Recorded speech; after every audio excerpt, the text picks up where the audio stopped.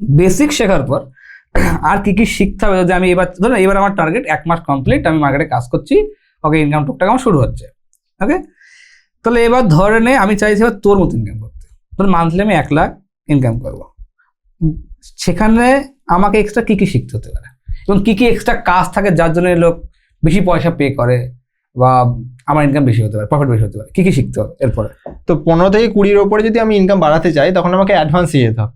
Advance মানে কি কি? অ্যাডভান্স বলতে আমরা চিপ লেভেলিং, মানে কোনো মাদারবোর্ডে কোনো আইসি সংক্রান্ত রিলেটেড প্রবলেম, চিপ লেভেল কাজ।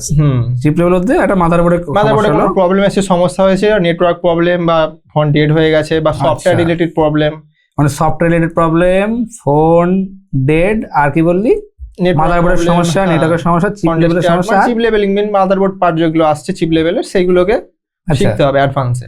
আর display repairing, display lining repairing, আচ্ছা গ্লাস রিপ্লেসমেন্ট, আচ্ছা এইগুলো কি বলে গ্লাস রিপ্লেসমেন্ট, তাই তো? হ্যাঁ গ্লাস রিপ্লেসমেন্ট। আর কি বললি?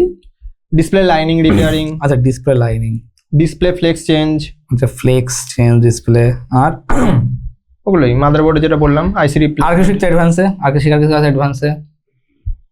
সফটওয়্যার বললাম তো, সফটওয়্যার, হ্যাঁ সফটওয়্যার আছে, হ্যাঁ এইগুলোই মোটামুটি আপনার অ্যাডভান্সের মধ্যে পড়ছে।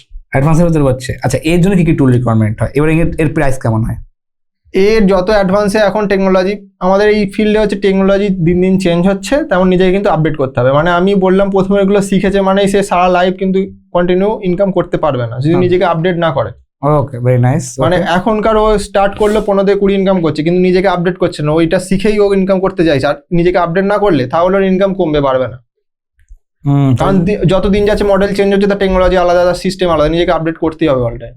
তাহলে আমার কি কি এইগুলো শেখার জন্য এবারে যে আমি অ্যাডভান্সটা বললাম, অ্যাডভান্সের গুলোর মধ্যে যদি আইসি লেভেলে কাজ করতে যায়, যদি ম্যানুয়ালি কাজ করতে যায় তাহলে মোটামুটি 1 লাখ টাকার মতো ইনভেস্ট, মেশিনত্ব নিয়ে মানে ভালো, হ্যাঁ ভালো কিছু নিলে, মানে ভালো কিছু নিলে। এবার যদি হ্যাঁ অটোমেটিক, আমাদের যে এখন ম্যানুয়ালির থেকে অটোমেটিক এসে গেছে, অটোমেটিক মেশিন পত্র নিলে একটা মেশিন 2-3 লাখ টাকা করে দাম আছে, মোটামুটি 10 লাখ। মানে মিনিমাম যদি অটোমেটিক, যদি অটোমেটিক মেশিনের মাধ্যমে আইসি রিপ্লেস করতে চাই এবং অটোমেটিক মেশিনের মাধ্যমে আমি ডিসপ্লে কাটিং করতে চাই লেজার টেকনোলজিতে, বা ডিসপ্লে ফ্লেক্স রিপ্লেস করতে চাই এবং লাইনিং ইস্যু সলভ করতে চাই, সেক্ষেত্রে মোটামুটি মিনিমাম 10 লাখ। মিনিমাম 10 লাখ। আর যদি সেটা ম্যানুয়ালি করে সেটা 1 লাখে হয়ে যাবে। হ্যাঁ ম্যানুয়ালি প্লাস অটো করতে গেলে মোটামুটি 1 লাখ, মোটামুটি 1 লাখ হয়ে যাবে, রাইট? আচ্ছা এর মধ্যে কি কি টুল লাগবে, সেটা টুলের লিস্ট বলতে পারবি? টুলের লিস্ট আমি দিয়ে দেবো, ওটা ডেসক্রিপশনে দিয়ে দেবো, ডিসক্রিপশন দিয়ে দেবে আমাকে, ওকে।